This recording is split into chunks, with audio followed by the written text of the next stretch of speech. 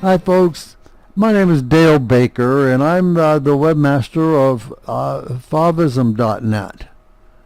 I also have G6PD deficiency, and I've learned a whole lot about it in my life. So I have a very, very bad variant of G6PDD, and I can get hemolysis quite easily.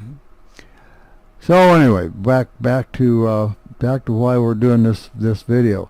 Please like, comment, do all those things. You know what to do. So I'm not gonna belabor it. Just if you will, I especially like comments, because this show is going to be dedicated to G6PDD and what causes it, and questions about G6PDD.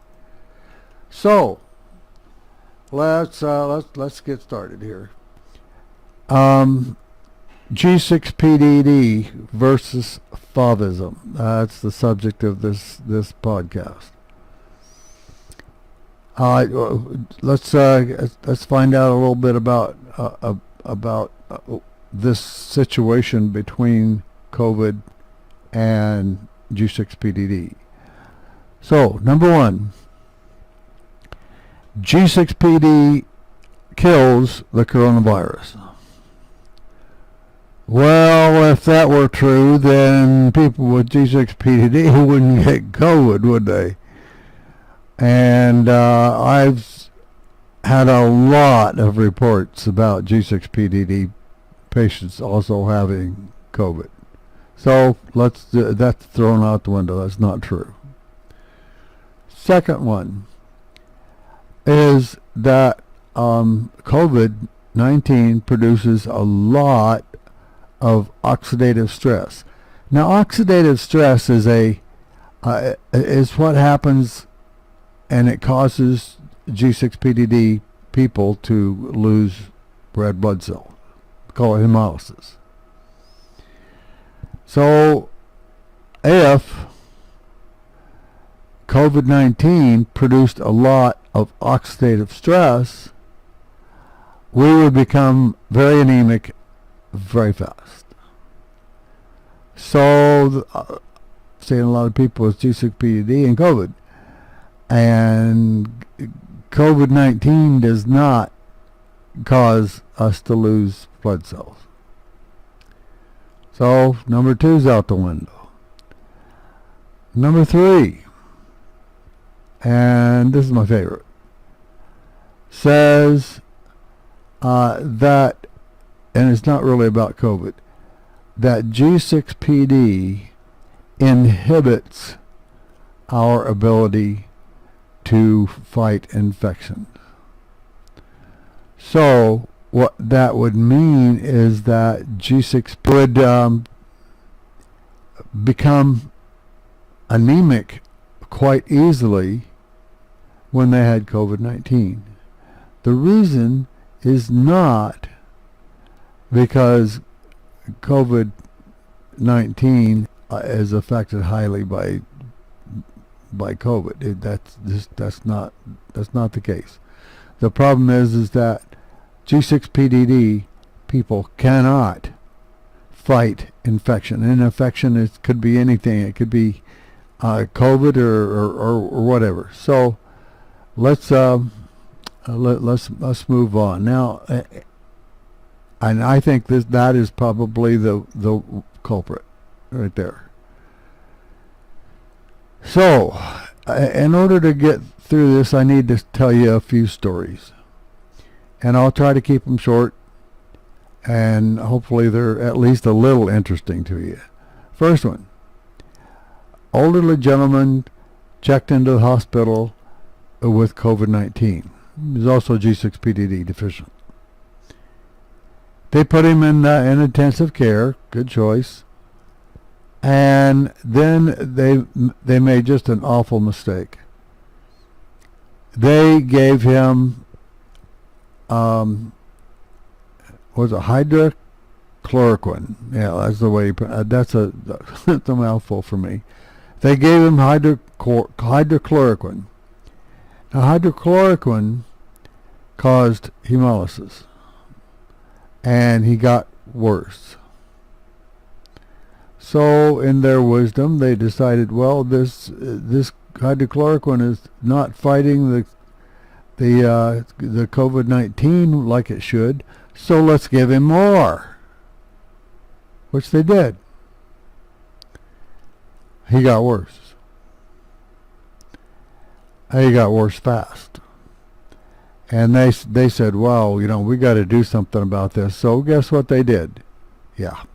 They gave him a third dose of hydrochloroquine. He died. Your body cannot live without red blood cells. You can't do it. Your body will die.